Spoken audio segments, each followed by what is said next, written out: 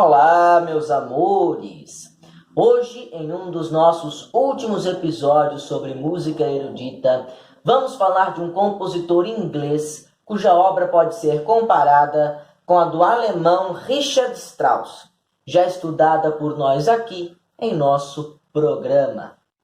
O compositor de hoje chama-se Edward William Elgar e nasceu no dia 2 de junho de 1857 na pequena vila de Broadheath, filho do dono de uma loja de instrumentos musicais localizada na cidade de Worcester, que fica ali, do ladinho de Broadheath, e seria a cidade onde Elgar passaria a maior parte de sua vida. Bem, estando inserido neste meio musical, o pai de Elgar seria logo o primeiro a apoiar seu filho, quando este decidiu mesmo que queria, pra valer, seguir a carreira como músico profissional. Já aos 7 anos de idade, Elgar tinha aulas de piano num colégio católico de Worcester, e aos 10 anos de idade ele esboçou sua primeira composição. Mas calma, é importante esclarecermos alguns pontos aqui para não criarmos mitos. Elgar, minha gente, nunca foi uma criança prodígio. Não. De modo que esta sua primeira composição não demonstra um talento musical exorbitante. Na verdade, ela está mais para uma aventura de criança que, passo a passo, vai se embrenhando cada vez mais nesse universo da composição musical. Enfim, aos 12 anos de idade, Elgar iniciou seus estudos de violino, que se tornaria o seu instrumento musical favorito. E para falar a verdade, o grande sonho da vida do Elgar era se tornar o maior violinista da história da Inglaterra. Mas ele acabou se tornando o maior compositor da história da Inglaterra. Ao menos no que se refere a esse intervalo entre o final do século XIX e o início do século XX. Aos 22 anos de idade, portanto em 1879, Elgar conseguiu seu primeiro emprego como diretor musical da banda do Hospital Psiquiátrico de Worcester. E aos 25 anos, ele assumiu seu posto como maestro da Orquestra Filarmônica da Sociedade Amadora de Worcester. Mas seria em 1884 que Elgar, já mais maduro, um homem próximo dos 30 anos, iniciaria uma fase muito importante e decisiva em sua carreira, que durou por um longo período. Elgar, então, se consagraria como um músico de festivais da canção.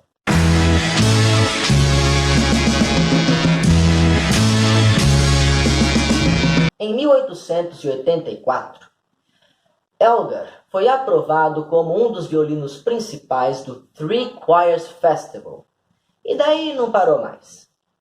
Em 1896, ele participaria do North Staffordshire Festival, e ainda na década de 1890, ele faria parte de mais 2 festivais da canção, o Leeds Festival e o Norwich Festival.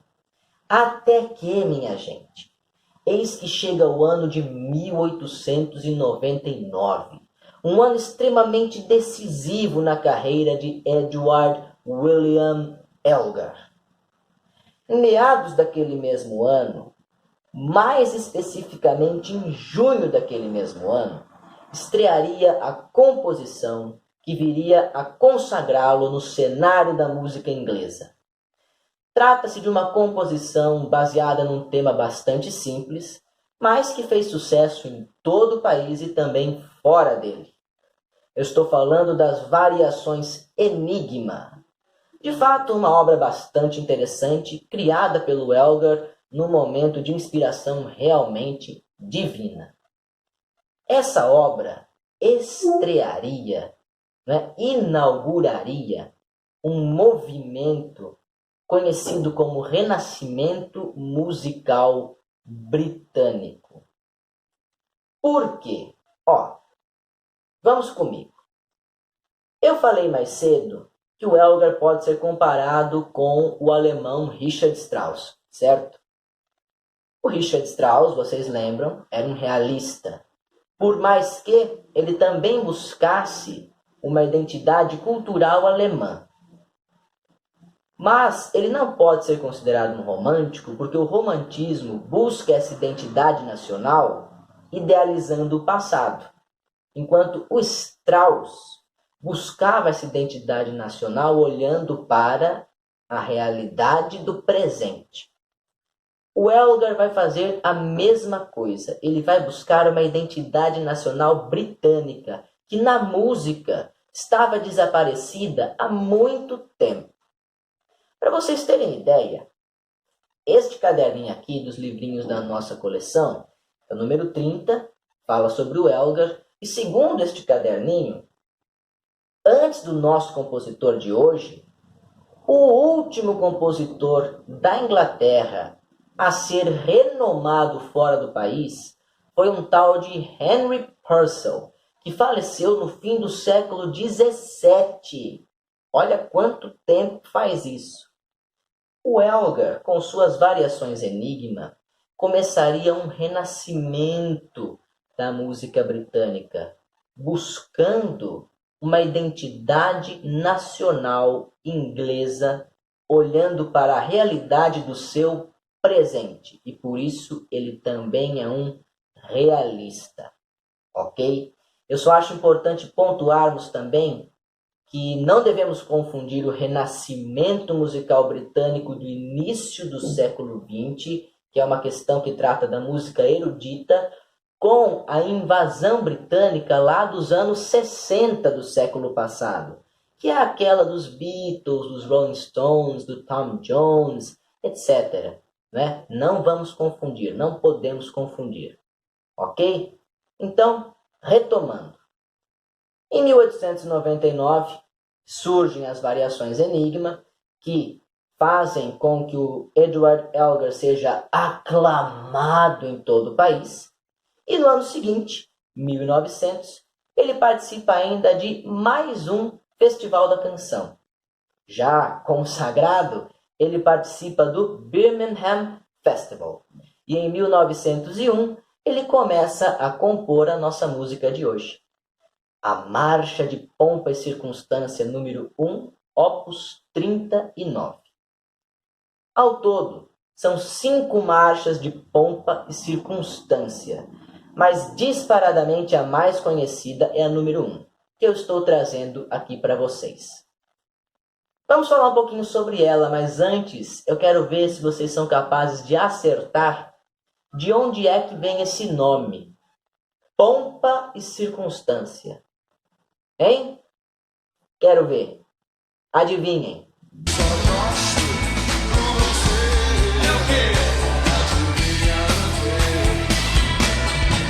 Esse título, Pompa e Circunstância, foi retirado de uma passagem do terceiro ato da peça teatral Otelo, o Mouro de Veneza, da autoria de ninguém mais, ninguém menos que o bardo William Shakespeare.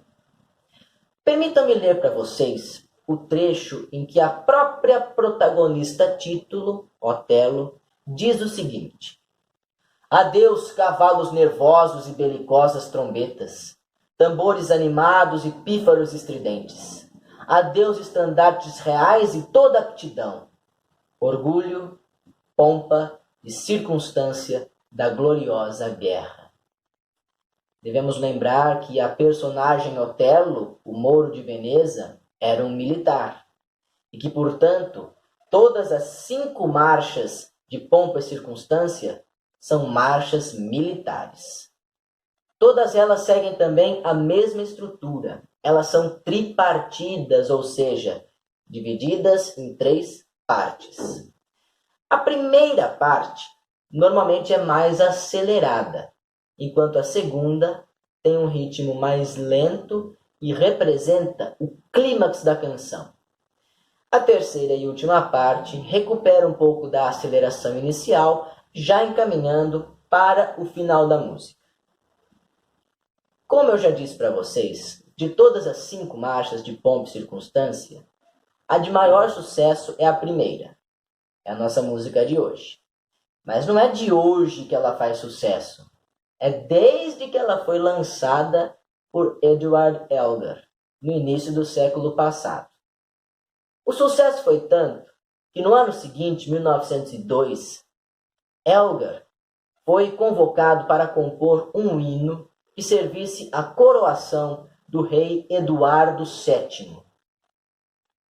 E ele reaproveitou a segunda parte da marcha de Pompa e Circunstância número 1 para compor o hino Land of Hope and Glory, que é cantado até hoje em cerimônias solenes da monarquia britânica.